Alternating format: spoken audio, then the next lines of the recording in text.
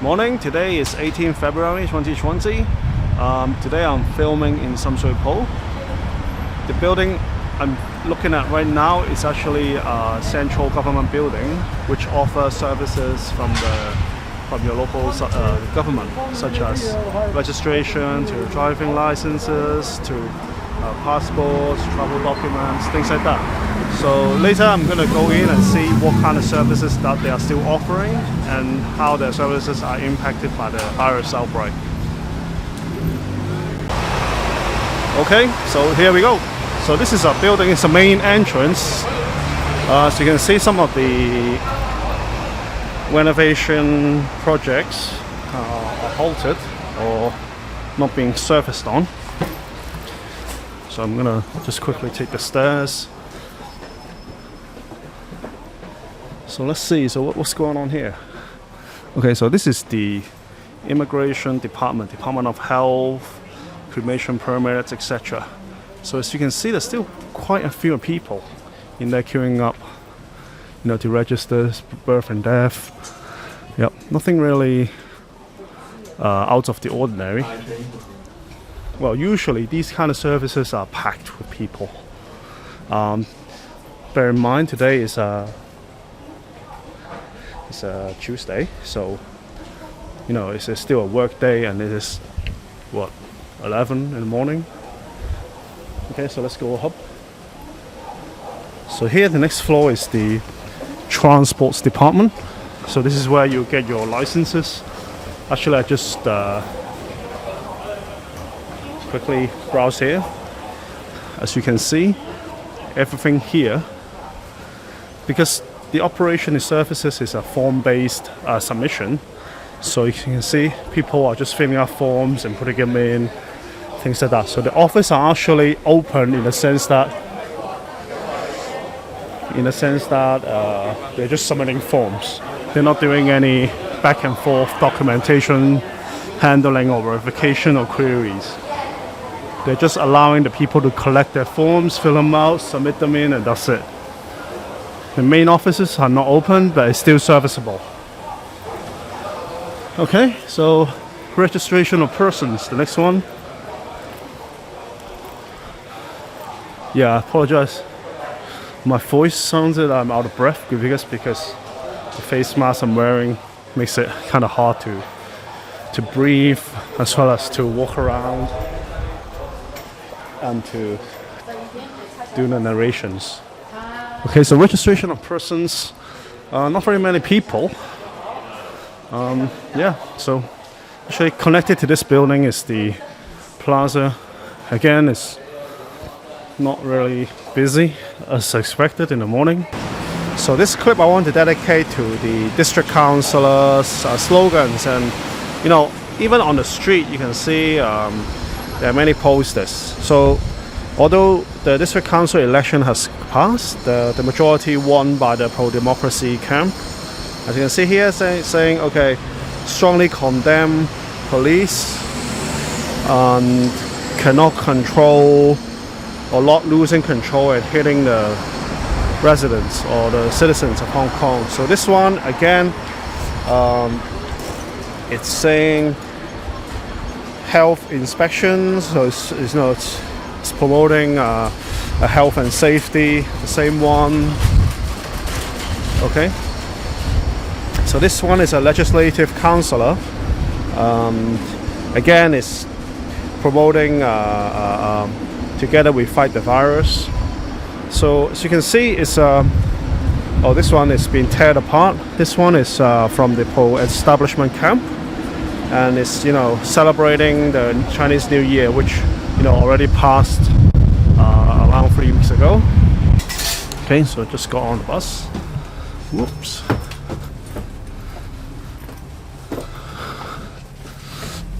Right, actually, I'll just sit here. Whoosh. Okay, so going into the central area. So this is a place where back in 2013 they occupied central area. As you can see, it's largely operational. Okay, so I'm gonna get off at here.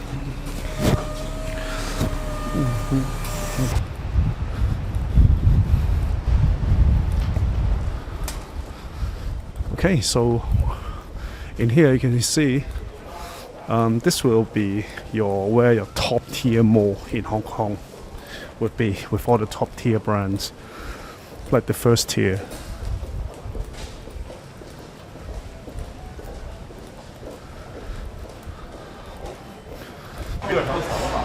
Okay, so again I'm back, and here is Central. I'm at Central, and this is the traffic. So yep, nothing really strange going on. Everyone, this is lunchtime by the way, so you expect people to be out. You can see some people carrying takeaways and getting on the buses, you know, fairly busy with life. I wouldn't say they are. Okay, so this is the road walk up the way to the mid-levels. From Central, it's kind of like an uphill, fairly long escalator. As you can see, the streets are vibrant with people.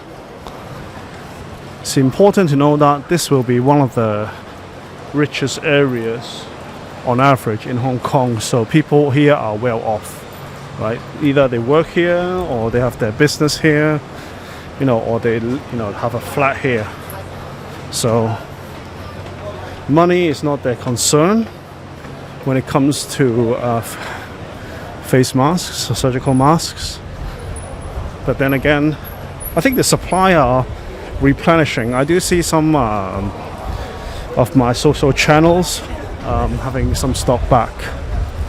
But yeah, let's quickly check out the newsagent.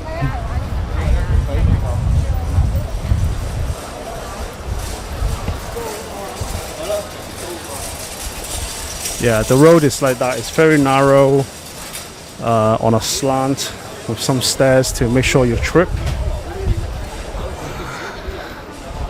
Okay, so again the arrangement is fairly similar.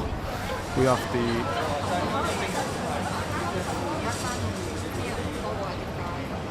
so it's saying the 3.4% unemployment rate, and it still hasn't reached the peak.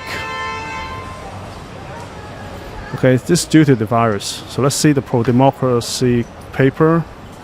Okay, so it's saying HSBC laid off 35,000 employees.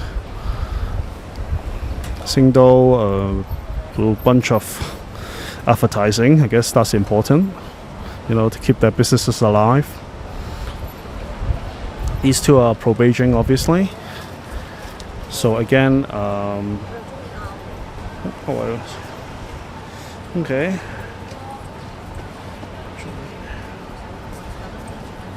Okay, so again, it's one of the districts where a lot of protests was happening.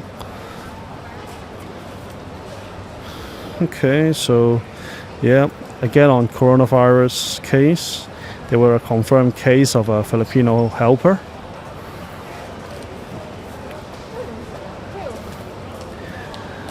Again, advertising. Let's quickly take a look at South China Morning Post. City awaits helpers return. Ah, yes. So typically the Filipino helper contribute a large portion of a family's chores, because in Hong Kong, as you can see, everyone rarely gets to work, right? There's very seldom cases of stay-at-home mothers. Therefore, if you have a child, if you have children, then and there's not really many places for daycare or nursery, so what you do is you hire a helper, a Filipino helper, probably at 4,000, 5,000 a month, and then she'll look after the children for you, and do the chores at home. So Of course, you have to provide her, the helper, accommodation, and like food, everything. So yeah, I mean it's certainly how it is, because a lot of the childcare are non-existent in Hong Kong, by comparison to, say, the UK. So people has opted this way. Financially it makes more sense if the mother goes to work, earns 20 to 30,000 a month, pay a helper 5,000 a month, and you still net off with a lot to spare, and probably that income will go into the rent or mortgage. But what they fail to see, or what they may not fail to see, but they have no choice, is that who is actually raising the children, right? Is it the helper or yourself? And what kind of things will he pick up from you, and what kind of things will he or she pick up from the helper, right? So you're not only weighing out from a financial perspective, but again, this is the norm, this is the status quo. And so I'm on my way still up. Here are some of the fruit markets. As you can see, no one particular fruit is on short supply. I wouldn't say. Everyone's out for lunch.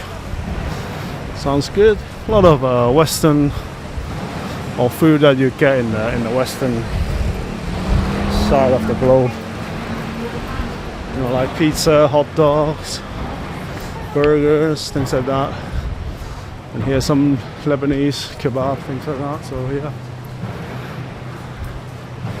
So this place is teeming with food what you expect if you're living in the States or in UK. Well, that's a nice looking shop, but it's out for rent, unfortunately, so that means business is not really thriving. Okay, so we're nearing the end, nearing the top.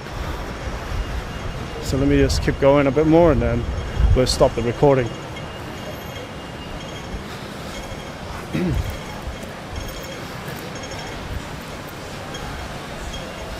Burger Circus, Ebenezer's.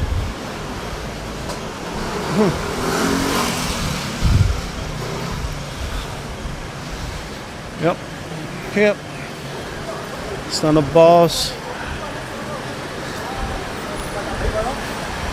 Fairly classic. Marks and Spencer's.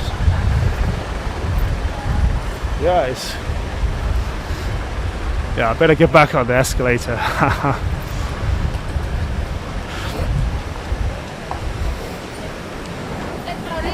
Here we go.